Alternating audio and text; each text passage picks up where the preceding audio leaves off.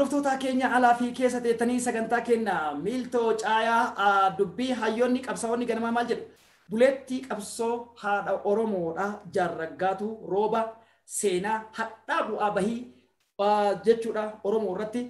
Yohaannis Teediroos irraa kaasee keessattuu gosoota Oromoo Afrikaa keessaa duguugaa dachiin Eeltiraa Tigraay kaabni Nuubiyaa dachiin kuush hundi kan Oromoo ta'uu Oromoon Gondar Oromoon Gojjam hundi isaaniitu jechuudha qabsoo bilisummaa Oromoo keessatti duguugamaa sirna kanaan deemanii wal qabsiisee waan jettu qabdi wallee kanaan booda walitti deebi'u.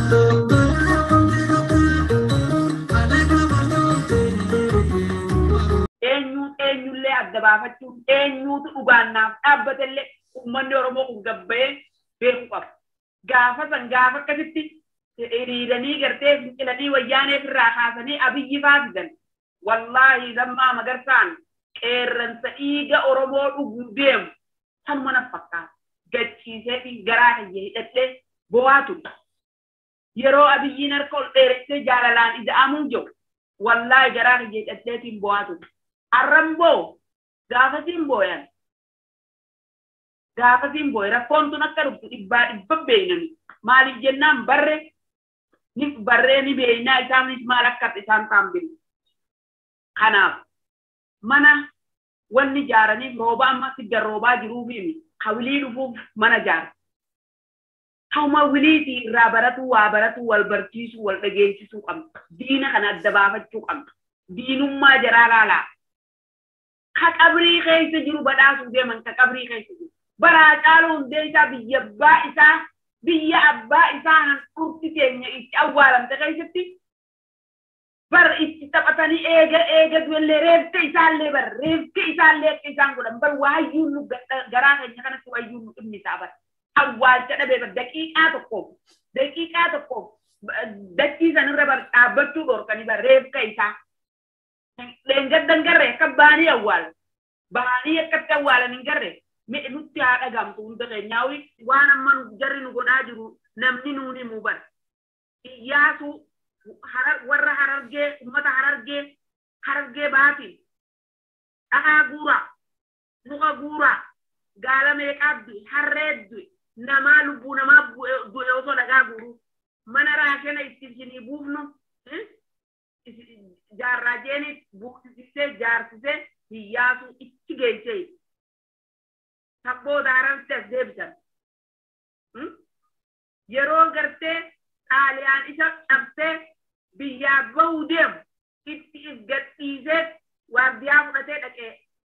mana hidhaa bakka Iyyaasuun jiru. Iyyaasuun fuudhee namni ajjeese namni qabrii isaa akkuma jaalnadii gammadaafaan qabrii isaa namni beeku hin jiru. Bakka inni itti hidhame qofaa hangaarraa argina malee hin beeku. Rabbii keenya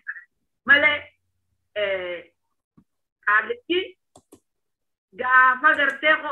gartee wanti ija deemu nam tokkotti akkuma mangistuu Hayilamaariyaam guyyuma takka kuta inni guyyuma takka ka'ee kutu gaafa kutuu ka'e san ammoo rabbummaan kaaliin nu waatiisu malee garaan keenya nu bu'a yeroo gartee waa'ee isaanii yaadan garaan keenya nu bu'a. Maal goona gaa namni keenya nun tajo waan nuti jennu namni keenya jennu nuti wallaaloon kun waan jennu nun dhaga osoo du'an qoftiin nadha Joowar Mahaammad dhaansee biyyattuun galu sila osoo waan ani wallaaltuun tun ta'umaan ta'ine tun du'u osoo firaa fudhatte. Kanaaf akkasiiti rabbummaan kaaliin haatiisu du'aafis silaa namni sabaafiin qabsaa'aa tokko du'aafis ifkannee duraanuu bahe hedduuddu qabsoo keenya idduuban deebisu tunis isaanillee yoo mana hidhaa kan aggatan qabsoon uummata Oromoo idduuban deebisu maaliif haqa keenya dhabe haqa keenya guyyaa takka rabbiin gaafa isiin guyyaan kun murtaa'e je irrumatti abbaa nu godhu har'a nu dhiisi Afgaanistaanuu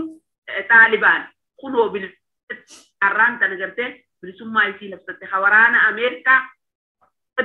duulchisaa ture waraana addunyaa kana mara keessaa irra duulchisaa ture. Kanaaf akkasii guyyaa tokko haqa keenya numa harkannaa illee yoo mana hidhaa kan aggatan qabsoon uummata Oromoof duban teessu maali haqa keenya dhabe haqa keenya guyyaa takka rabbiin gaafa isiin guyyaan kun murtaa'e je irrumatti abbaan godhu har'a nu dhiisi Afgaanistaanuu Taalibaan kunoo har'aan tan agartee bilisummaa isii labsatte waraana Ameerikaa duulchisaa ture waraana addunyaa kana mara keessaa irra duulchisaa ture kanaaf akkasii guyyaa tokko haqa keenya numa harkannaa galatoomaa ulfaadhaa isinit dheeradhee dhiifama naa godha waa dalagaa ture yoo laalte waan isaan haasan yoo deebitee dhaggeeffatte saree isaan sareen gooma sarummaa isiisan dalaydi malee waan biraan dalay kanaafuu ummanni Oromoo dhiga dhaqee waraabeessatti foon fe'ateetti nama waraabeessatti foon fe'ate akkam akkas ta'e jechuu bara wayyaanee kanaaf waa baratu gaarii eenyullee adda baafachuun eenyuutu dhugaannaaf dhaabbatellee ummanni Oromoo kun gabbayee beeku qaba gaafa akkasitti hiriiranii gartee fincilanii wayyaaneef irraa kaasanii Abiyyi faasisan wallaahi lammaa Magarsaan qeerransa dhiiga Oromoo dhuguu deemu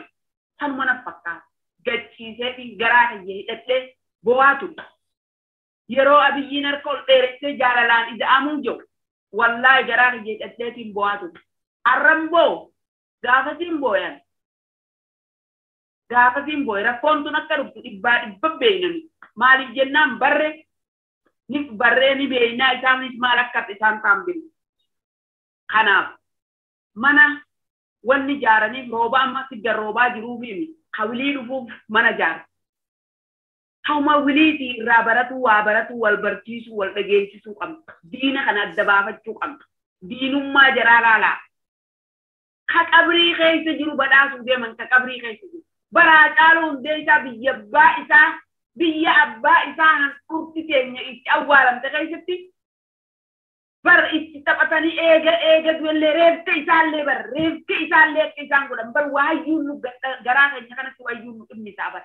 awwaalcha dhabee bar daqiiqaa tokkoof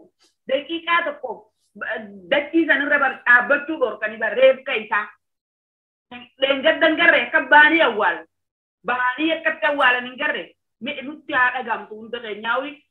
Dhaamsa isaanii kanarraa waa hedduu akka baratan abdii qabaa ani qopheessee kan isinii dhiyeessee Suudaan Kartuumidha. Caayaa Oromoo TV ogeessa teeknikaa kiyyamoo sabaa wajjin soofuma gadaati.